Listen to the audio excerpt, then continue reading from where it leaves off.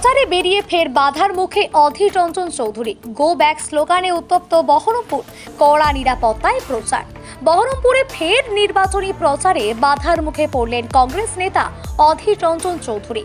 রবিবার সকালে খাগড়ার ৩ নম্বর ওয়ার্ডে প্রচারে গিয়ে গো ব্যাক স্লোগানে মুখে পড়তে হয় তাকে। জানা গেছে, এদিন দয়াময়ী কালীবাড়ি পাড়ার সামনে দিয়ে প্রচার মিছিলে নিয়ে যাচ্ছিলেন অধীর চৌধুরী। সেই সময় স্থানীয় তৃণমূল কার্যালয়ের সামনে উপস্থিত তৃণমূল সমর্থকেরা কংগ্রেস কর্মীদের লক্ষ্য করে গো ব্যাক স্লোগান দিতে শুরু করেন। এই ঘটনাকে কেন্দ্র করে এলাকায় উত্তেজনা ছড়ায়। যদিও বড় ধরনের সংঘর্ষ এড়ানো সম্ভব হয়েছে, তবে দুই পক্ষের মধ্যে চাপানোত্তর পরিস্থিতি তৈরি হয়। উল্লেখ্য, এর আগের দিনও বহরমপুরে অধীর চৌধুরী প্রচার ঘিরে অশান্তির ঘটনা ঘটেছিল। সেই ঘটনার পর নির্বাচন কমিশনের নির্দেশে তার প্রচারে মোতায়েন করা হয়েছে কেন্দ্রীয় বাহিনী।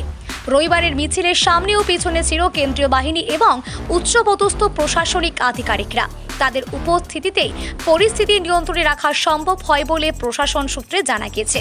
সব মিলিয়ে নিজের ঘাঁটিতেই বারবার বাধার মুখে পড়া অধীর চৌধুরীর প্রচারকে ঘিরে বহরমপুরের রাজনৈতিক উত্তেজনা আরও বাড়ছে বলেই মনে করছেন ওয়াকিবহল মহল। চলে বাজার তো কুত্তা বুকে হাজার, কুকুরে ঘেউ বলছেন, আমাদের কোনো মাথা ব্যথা নাই দাদা। আমরা মানুষের যাবো, ভোট চাইবো, বক্তব্য রাখবো, ভোট করাবো। দাদা, এই ৮ নম্বর ওয়ার্ড সভাপতির বিরুদ্ধেই অভিযোগ উঠেছিল ভোটারদেরকে ভয় দেখানো। সেই ৮ নম্বর ওয়ার্ডে আজকে আপনি এলেন, রেসপন্স কি পেলেন? খুব ভালো রেসপন্স পেলাম। মানুষকে আতঙ্কিত করে রেখেছিল মিউনিসিপালিটি ভোটে। এবারে এসব হবে না, এগুলো হতে দেবো না। হবে না মানে হতে দিব না।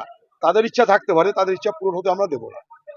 দেবো না তো দেবো না। ভোট হবে তো হবে, নির্বিঘ্নে নির্ভয়ে অবাধ নির্বাচন করিয়ে ছাড়বো। বহরমপুরবাসী যেন ভরসা রাখে।